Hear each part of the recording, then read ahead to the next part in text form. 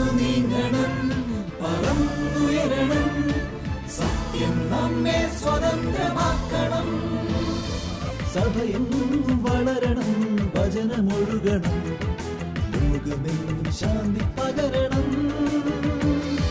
രക്തമൊഴുക്കി അവൻ വളർത്തിയ തിരുസഭ വീണ്ടും വളർന്നുയരണം. നടന്നു നീങ്ങണം, പറന്നുയരണം, സത്യം നമ്മെ സ്വതന്ത്രമാക്കണം.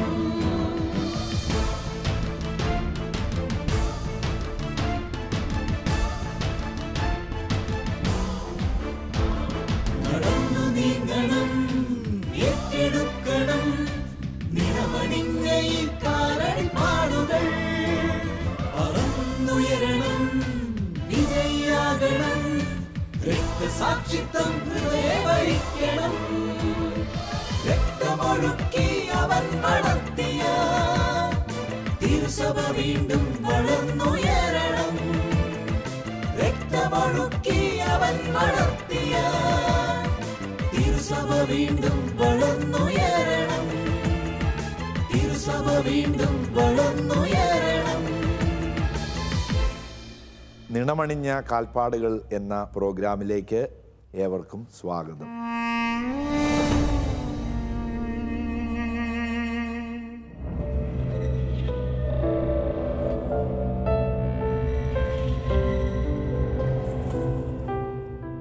രക്തസാക്ഷികളുടെ ചുടുനിണത്തിലാണ് സഭ എന്നും വളരുന്നത്.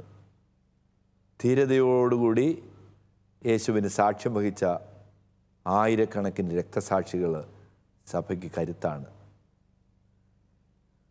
നമ്മുടെ സഭയിൽ, ഇന്ത്യയിൽ വിശുദ്ധിയുടെ പദവിയിലേക്ക് പതുക്കെ ഉയരുന്ന, വാഴ്ത്തപ്പെട്ടവരുടെ ഗണത്തിലേക്ക് ഉയർത്തുന്ന റാണി മരിയ എന്ന സന്യാസിനി രക്തസാക്ഷികളുടെ ഗണത്തിൽ അറിയപ്പെടുകയാണ്. എത്രയോ ധീരരായ രക്തസാക്ഷികൾ അവിടത്തേക്ക് സാക്ഷ്യം വഹിച്ചിട്ടുണ്ട്. ആ രക്തസാക്ഷികളെക്കുറിച്ച് നാം പഠിക്കണം. പഠിക്കുമ്പോൾ അനുദിന ജീവിതത്തിലെ രക്തസാക്ഷിത്വത്തിൻ്റെ മഹാത്മ്യം, അതിൻ്റെ മൂല്യം നമുക്ക് തിരിച്ചറിയാൻ സാധിക്കും. ധീരരായ രക്തസാക്ഷികളെ പോലെ ആത്മീയ രക്തസാക്ഷിത്വത്തിൽ നമുക്ക് അഭിമാനിക്കാം. കർത്താവിൻ്റെ പീഡാസഹനങ്ങളോട് ചേരുന്നതിൽ നമുക്ക് സന്തോഷിക്കാം. കൂടുതൽ കരുത്തോടുകൂടി സാക്ഷ്യം വഹിക്കാം. ഈ എപ്പിസോഡിൽ നാം പരിചയപ്പെടുക ഈശോയുടെ അപ്പസ്തോലൻ ആയ ഹൽപ്പയുടെ പുത്രൻ യാക്കോബ്. സബദി പുത്രന്മാർ നാം പരിചയപ്പെടുന്നുണ്ട്, യോഹന്നാനും യാക്കോബും. ഇവിടെ ഹൽപ്പയുടെ പുത്രൻ യാക്കോബ്, വിശുദ്ധ യാക്കോബിൻ്റെ ജീവിതമാണ് നാം പരിചയപ്പെടുന്നത്. ക്രിസ്തുവിൻ്റെ 12 അപ്പസ്തോലന്മാരിൽ ഒരാളായ യാക്കോബ് ചെറിയ യാക്കോബ് എന്ന് വിശേഷിപ്പിക്കപ്പെടുന്നു. യേശുവിൻ്റെ സഹോദരനായ യാക്കോബ്, മറിയത്തിൻ്റെ മകനും ജോസഫിൻ്റെ സഹോദരനുമായ യാക്കോബ്, ഹെൽപ്പയുടെ പുത്രനായ യാക്കോബ് എന്നിങ്ങനെ പല വിശേഷണങ്ങൾ വിശുദ്ധ ഗ്രന്ഥത്തിൽ നമുക്ക് കാണാം. ആദിമസഭയുടെ ചരിത്രത്തിൽ നിർണായകമായ ഒരു പങ്ക് വിശുദ്ധ ചെറിയ യാക്കോബിന് ഉണ്ടായിരുന്നു. അദ്ദേഹത്തിൻ്റെ ലാളിത്യവും നീതിമാൻ എന്ന വിശേഷണവും മൂലം ഏവരും അദ്ദേഹത്തെ സ്നേഹിച്ചിരുന്നു. ശത്രുകരങ്ങളാൽ AD 62 അദ്ദേഹം രക്തസാക്ഷിയായി തീർന്നു.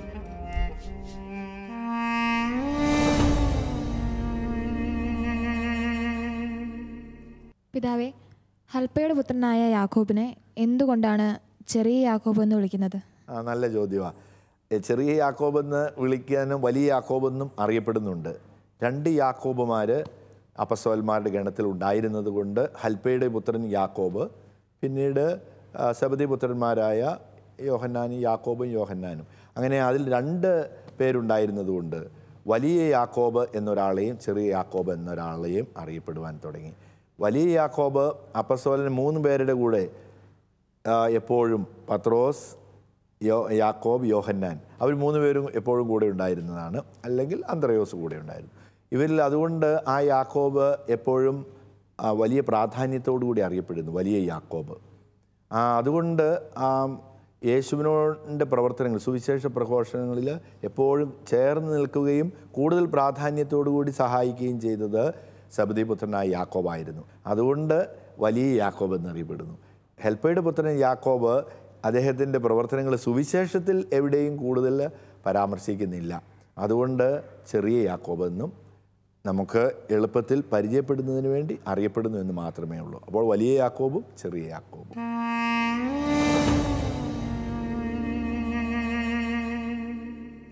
അപ്പസ്തോല പ്രവർത്തനങ്ങളിൽ യാക്കോബ് സ്ലേഹനെ കുറിച്ച് പറയുന്നുണ്ടല്ലോ. ആദിമസഭയിൽ യാക്കോബ് സ്ലേഹയ്ക്കുള്ള പ്രാധാന്യം എന്തായിരുന്നു? അപ്പസ്തോലന്മാരുടെ പ്രവർത്തനത്തിൽ വിശുദ്ധ യാക്കോബിനെ കുറിച്ച് പരാമർശിക്കുന്നുണ്ട്. ആദിമസഭയിലെ നെടുംതൂണായിരുന്നു വിശുദ്ധ യാക്കോബ്. AD 62 രക്തസാക്ഷിയാകുന്നത്.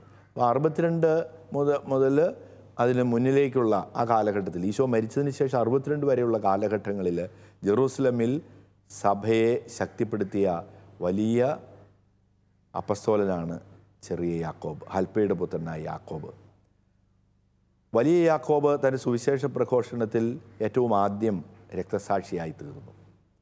എന്നാൽ തുടർന്ന് അങ്ങോട്ട് സഭയ്ക്ക് നേതൃത്വം നൽകിയത്, ഏറെ പ്രത്യേകിച്ച് ജെറൂസലമിലെ സഭയിൽ നേതൃത്വം നൽകിയത് ചെറിയ യാക്കോബാണ്, ഹൽപ്പയുടെ പുത്രൻ യാക്കോബ്. യാക്കോബിനെ അറിയപ്പെടുന്നത് നീതിമാനായ യാക്കോബ് എന്നാണ്. അപ്പസ്തോലന്മാരുടെ പ്രവർത്തനത്തിൽ വളരെ കൃത്യതയോടുകൂടി കാണുവാൻ സാധിക്കും വിശുദ്ധ യാക്കോബിന് വലിയൊരു സ്ഥാനമുണ്ട്. ജയിലിൽ നിന്ന് മോചിതനായ പത്രോസ് വിശ്വാസികളുടെ ഗണം ഒരുമിച്ചിരിക്കുമ്പോൾ അവരുടെ അടുത്തെത്തിയതിന് ശേഷം ഉടൻ തന്നെ പത്രോസ് പറയുന്നത്, യാക്കോബിനെയും സഹോദരങ്ങളെയും ഞാൻ മോചിതനായ വിവരം അറിയിക്കണമെന്നാണ്. ആദ്യത്തെ സുവിശേഷ പ്രഘോഷണ കാലഘട്ടത്തിൽ സ്വാഭാവികമായി ഉടലെടുക്കാവുന്നതുപോലെ പ്രതിസന്ധികൾ സഭയിൽ ഉടലെടുത്തു.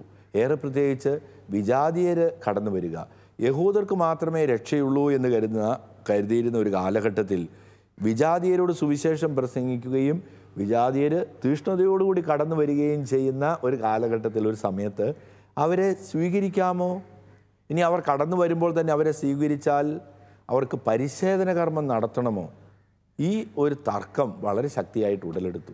അപ്പോൾ ഇതേ സംബന്ധിച്ച് ഒരു കൗൺസിൽ തന്നെ വിളിച്ചുകൂട്ടി. അപ്പസ്തോലന്മാരുടെ പ്രവർത്തനം 15-ാം അധ്യായത്തിൽ ഈ കൗൺസിലിൻ്റെ സമാപനത്തിൽ അവസാന സന്ദേശം നൽകുന്നത് ഈ ചെറിയ യാക്കോബാണ്. അപ്പോൾ ഒരു കൗൺസിൽ വിളിച്ചു കൂട്ടിയപ്പോൾ അവിടെ പത്രോസ് അപ്പസ്തോലനുണ്ട്, അതുപോലെ മറ്റ് അപ്പസ്തോലന്മാരുണ്ട്, വിശുദ്ധ യോഹന്നാനുണ്ട്. എന്നാൽ അവസാന വാക്ക് പറയുന്നത് വിശുദ്ധ യാക്കോബാണ്. അപ്പോൾ യാക്കോബ് ആദിമസഭയിലുണ്ടായിരുന്ന പ്രാധാന്യം ഒരു പ്രസിഡന്റ്, ഒരു സിനഡ് വിളിച്ചുകൂട്ടി അതിൻ്റെ പ്രസിഡന്റ് എന്ന രീതിയിൽ പറയുകയാണ്, നമുക്ക് ഇത്തരം കാര്യങ്ങളെല്ലാം ഉണ്ട്, നാം എല്ലാം പരാമർശിച്ചു കഴിഞ്ഞു, നമുക്ക് ആരെയും ഭാരപ്പെടുത്തരുത്, ഇങ്ങോട്ട് കടന്നു വരുന്ന ആരെയും ഭാരപ്പെടുത്തരുത്. അതുകൊണ്ട് നമുക്ക് ചില നിർദ്ദേശങ്ങൾ നമുക്ക് നൽകാം. ബലിയർപ്പിച്ചിട്ടുള്ള വിഗ്രഹങ്ങൾ, ബലിയർപ്പിച്ചിട്ടുള്ള അവരുടെ രക്തമോ അതുപോലെയുള്ള ഭക്ഷണമൊന്നും കഴിക്കരുത്, അതുപോലെയുള്ള തിന്മകളിൽ പെട്ടുപോകരുത് ആളുകൾ. അല്ലാതെ പരിച്ഛേദനത്തെക്കുറിച്ചുള്ള ചർച്ച അത് അവസാനിപ്പിച്ചു. അത്ര അവസാന വാക്ക് പറയാനുള്ള കരുത്തുള്ള വ്യക്തിയായിരുന്നു വിശുദ്ധ യാക്കോബ്, ചെറിയ യാക്കോബ്. അപ്പോൾ ആദിമസഭയിലെ നെടും തൂണ്, സഭയിൽ റോമൻ സഭയിൽ റോമിലെ അപ്പസ്തോലൻ ആരാണെന്ന് ചോദിച്ചാൽ അത് പത്രോസ്, ജെറൂസലമിലെ അപ്പസ്തോലൻ ആരാണെന്ന് ചോദിച്ചാൽ അത് ഹൽപ്പയുടെ പുത്രൻ യാക്കോബ്, ചെറിയ യാക്കോബ്. യാക്കോബ് ജെറൂസലമിൻ്റെ അപ്പസ്തോലൻ എന്ന പേരിലാണ് അറിയപ്പെടുന്നത്. അവിടുത്തെ മെയ് 2-ാം തീയതി തിരുനാൾ ആഘോഷിക്കുന്നത് അപ്പസ്തോലൻ്റെ വലിയ ആഘോഷമായിട്ടാണ് അപ്പസ്തോലനെ ഓർക്കുന്നത്. അതുകൊണ്ട് ആദിമസഭയിൽ അപ്പസ്തോലൻ 62 രക്തസാക്ഷിയാകുന്നത് വരെ വളരെ ശക്തമായിട്ടുള്ള സ്വാധീനം ഉണ്ടായിരുന്നു എന്ന് നമുക്ക് കാണുവാൻ സാധിക്കും. അപ്പസ്തോല പ്രവർത്തനങ്ങളിലും ലേഖനഭാഗങ്ങളിലും പലയിടങ്ങളിലായി വിശുദ്ധ ചെറിയ യാക്കോബിനെ കുറിച്ചുള്ള പരാമർശങ്ങൾ നാം കാണുന്നുണ്ട്. ആദിമസഭയുടെ സങ്കീർണമായ തർക്കങ്ങളുടെ വേളയിൽ അദ്ദേഹത്തിൻ്റെ വാക്കുകൾ നിർണായകമായി നാം കാണുന്നു. വിശുദ്ധൻ നിർദ്ദേശിച്ച ചില നിലപാടുകൾ പിന്നീട് എക്കാലവും സഭയുടെ വളർച്ചാഘട്ടങ്ങളിൽ ശ്രദ്ധേയമായി പരിഗണിക്കപ്പെട്ടു പോന്നു. പരിശുദ്ധാത്മാവിൻ്റെ ശക്തമായ സാന്നിധ്യം എല്ലായ്പ്പോഴും അദ്ദേഹത്തിനൊപ്പം ഉണ്ടായിരുന്നു.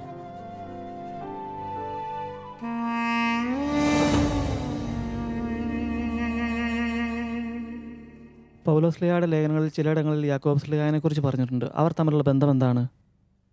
അത് നേരത്തെ ഞാൻ സൂചിപ്പിച്ചതുപോലെ ജെറൂസലമിലെ നെടുംതൂണായിരുന്നല്ലോ അപ്പസ്തോലൻ ചെറിയ യാക്കോബ്, ഹൽപ്പയുടെ പുത്രനായ യാക്കോബ്.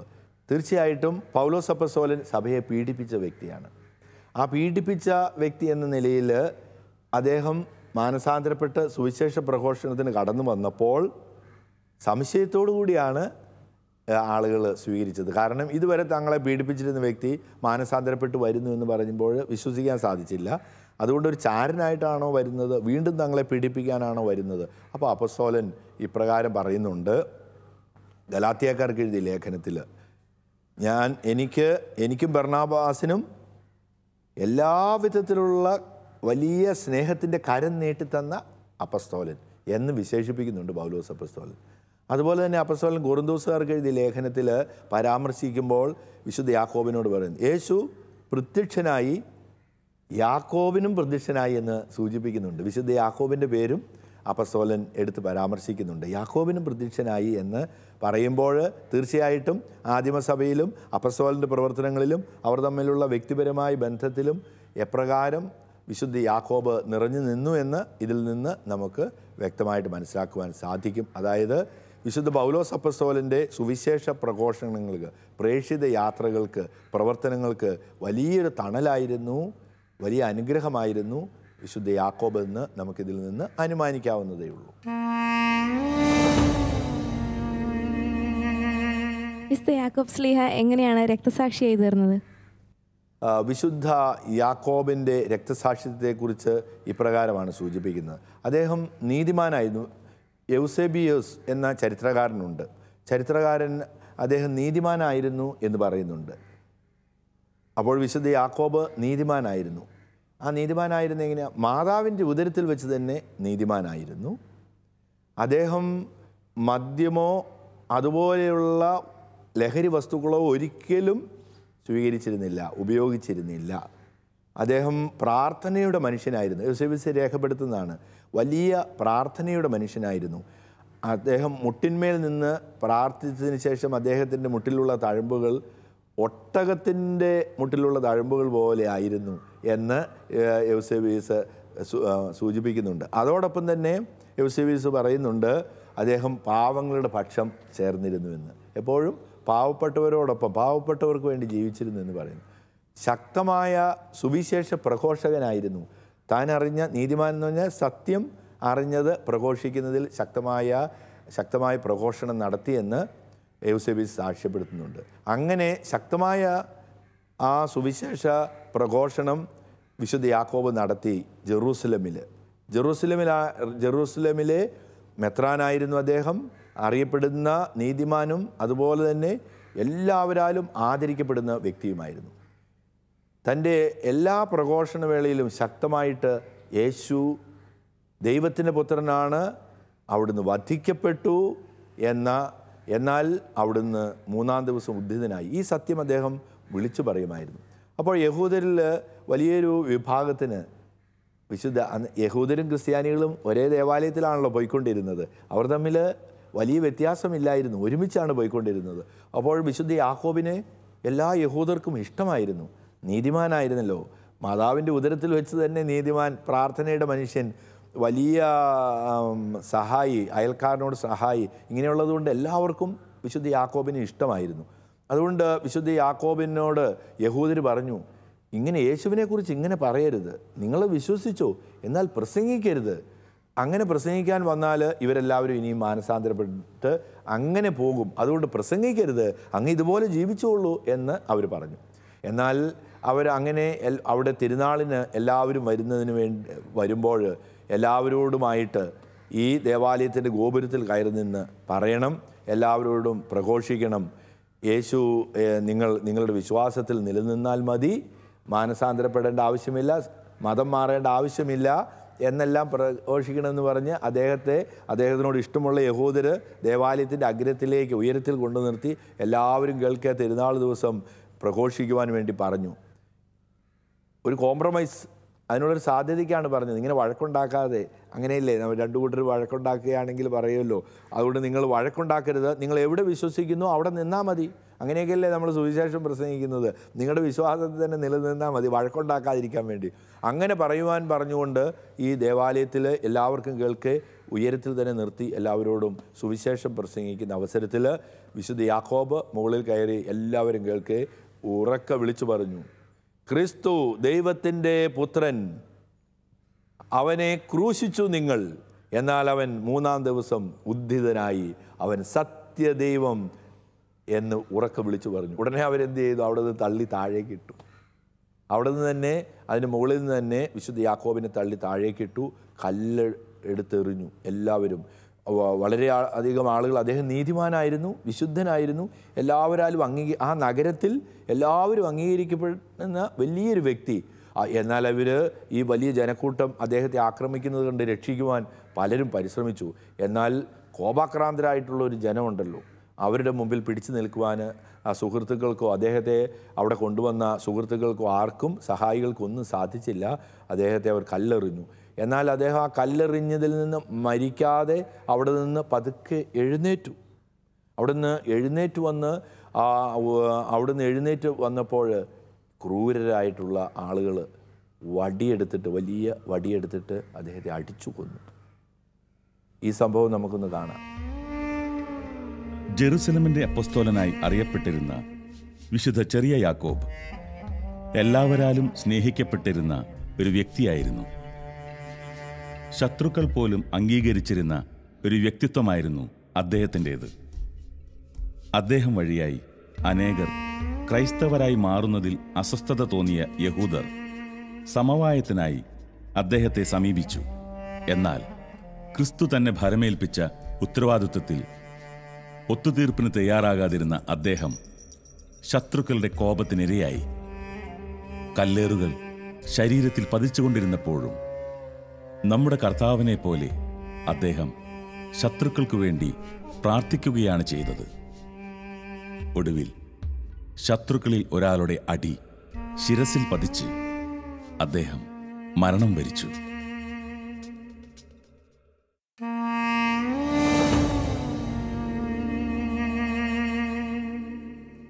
പിതാവേ, ലേഖനകർത്താവായ യാക്കോബ് ചെറിയ യാക്കോബാണോ? സുവിശേഷത്തിൽ നാം കണ്ടുമുട്ടുന്ന ഈ യാക്കോബ് ചെറിയ യാക്കോബാണ്. യാക്കോബിൻ്റെ പേരിൽ ഒരു ലേഖനം നമുക്ക് വായിക്കുവാൻ സാധിക്കുന്നുണ്ടല്ലോ. യാക്കോബിൻ്റെ ലേഖനം 5 അധ്യായങ്ങളടങ്ങുന്നത്. ആ വിശുദ്ധ യാക്കോബിൻ്റെ ലേഖനം അത് ചെറിയ യാക്കോബാണ് എന്ന് പൊതുവെ കരുതപ്പെടുന്നു. വലിയ യാക്കോബല്ല, ചെറിയ യാക്കോബ്. അതുകൊണ്ട് ഇത് AD 62 എഴുതപ്പെട്ടതായിട്ടാണ് കണക്കാക്കുന്നത്. ലോകത്തോടുള്ള മൈത്രി ദൈവത്തോടുള്ള ശത്രുതയാണ് എന്ന് സധൈര്യം പ്രഖ്യാപിക്കുവാൻ തൻ്റെ ജീവിതത്തിലൂടെയും ലേഖനത്തിലൂടെയും വിശുദ്ധ യാക്കോബിന് കഴിഞ്ഞു. താൻ എഴുതിയ ലേഖനത്തിലൂടെ അദ്ദേഹം ലോകത്തെ ഉത്ബോധിപ്പിച്ചത് ദൈവേഷ്ടം തിരിച്ചറിഞ്ഞ് സത്യവിശ്വാസികളും ധീരരായ ക്രൈസ്തവരുമായി മാറുവാനാണ്. തൻ്റെ ലേഖനത്തിൽ അദ്ദേഹം സൂചിപ്പിച്ചതുപോലെ തന്നെ സ്നേഹിക്കുന്നവർക്ക് ദൈവം വാഗ്ദാനം ചെയ്തിരിക്കുന്ന ജീവന്റെ കിരീടം വിശുദ്ധൻ നേടിയെടുക്കുകയും ചെയ്തു.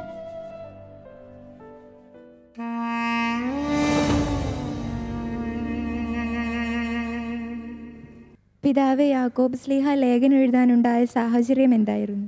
ആദിമസഭയിൽ ഞാൻ നേരത്തെ സൂചിപ്പിച്ചല്ലോ, വിശുദ്ധ യാക്കോബ് സഭയുടെ നെടുന്തൂണായിരുന്നു, ആണിക്കല്ലായിരുന്നു. ആദിമസഭയിൽ ജെറൂസലേമിൽ AD 62 അദ്ദേഹം വധിക്കപ്പെടുന്നത്. AD 62 വധിക്കപ്പെടുന്ന ആ കാലഘട്ടത്തിൽ സഭയ്ക്ക് എല്ലാവർക്കും നേതൃത്വം നൽകുക. നീതിമാനായിരുന്നു, പരിശുദ്ധനായിരുന്നു, എല്ലാവരോടും ഒരുപോലെ ഇടപഴകുന്ന വ്യക്തിയായിരുന്നു. ചെറിയവരെന്നോ വലിയവരെന്നോ വ്യത്യാസമില്ലാതെ. അപ്പോൾ എല്ലാവരും അദ്ദേഹത്തെ നോക്കിയാണ് ജീവിതം മുന്നോട്ട് കൊണ്ടുപോയത്. അപ്പോൾ സഭയിൽ കണ്ടുവന്ന കൊച്ചു തിന്മകൾ അദ്ദേഹം ചൂണ്ടിക്കാണിക്കുമായിരുന്നു. ആ തിന്മകൾ വളർന്നു വന്നു. ചില സമയത്ത് സ്വാഭാവികമായിട്ടും ധാരാളം ആളുകൾ സഭയിലേക്ക് കടന്നു വരുമ്പോൾ സുവിശേഷ മൂല്യങ്ങൾക്ക് അനുസൃതമായിട്ട് ജീവിക്കാത്ത ആളുകളുണ്ട്. അപ്പോൾ അവരെ ശക്തിപ്പെടുത്തുന്നതിന് ഒന്ന് വിശ്വാസത്തിലേക്ക് കടന്നു വന്നു. കുറച്ച് കഴിയുമ്പോൾ വഴിയരികിൽ വീണ് വിത്ത് പോലെ ഇല്ലാതായി പോകും. അവരെ ശക്തിപ്പെടുത്തുന്നതിന് വേണ്ടി ധനവാന്മാർ കടന്നു വന്നു. യേശു പഠിപ്പിച്ച ദാരിദ്ര്യത്തിൻ്റെ അടുത്തുപോലും പോകാതെ ധനവാന്മാർ വലിയ ആഡംബരത്തിൽ ജീവിച്ചു. അവർക്കെതിരെ ഉള്ള ലേഖനങ്ങൾ, അവർക്കെതിരെ സംസാരിക്കുക, അവർക്ക് മുന്നറിയിപ്പ് നൽകുകയാണ്. അതോടൊപ്പം തന്നെ കൂദാശകളൊക്കെ രൂപപ്പെട്ട് വരുന്നതേ ഉള്ളൂ. രോഗിലേപനം എന്ന കൂദാശയുടെ പ്രസക്തി വിശുദ്ധ യാക്കോബാണ് ലേഖനത്തിൽ സൂചിപ്പിക്കുന്നത്. അപ്പോൾ യാക്കോബിൻ്റെ ലേഖനത്തിൽ ഇതാണ് ആ സാഹചര്യം.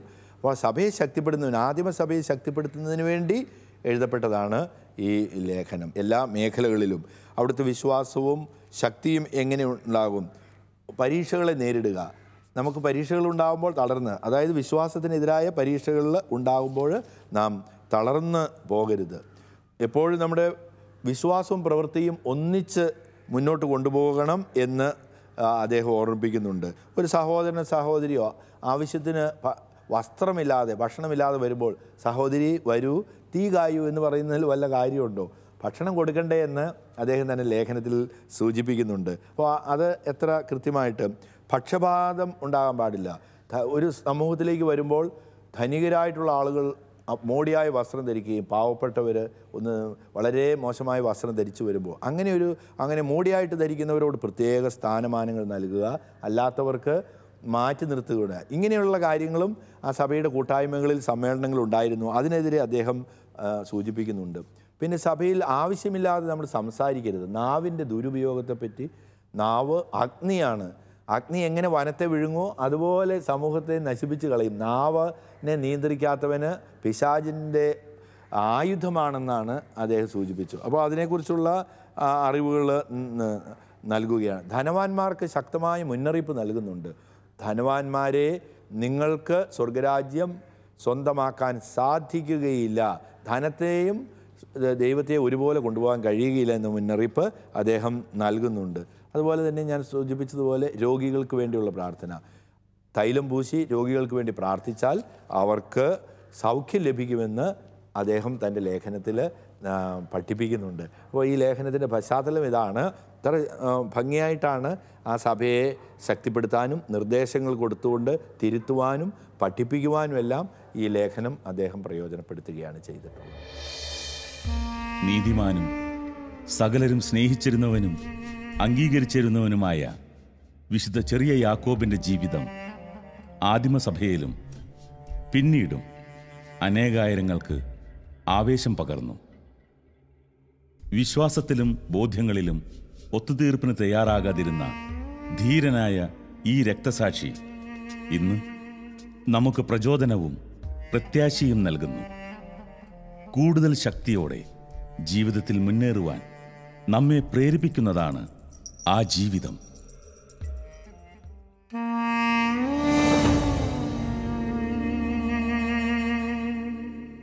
ആ രക്തസാക്ഷിത്വം, ആ നീതിമാൻ്റെ രക്തം ഇപ്പോഴും നിലവിളിക്കുകയാണ് പാവങ്ങളുടെ പക്ഷം ചേരാൻ. അത് നമ്മോട് ആഹ്വാനം ചെയ്യുകയാണ്, നമ്മോട് യാചിക്കുകയാണ്. നമുക്ക് നമ്മുടെ വിശ്വാസ ജീവിതത്തിലേക്ക് പിന്തിരിഞ്ഞു നോക്കാം.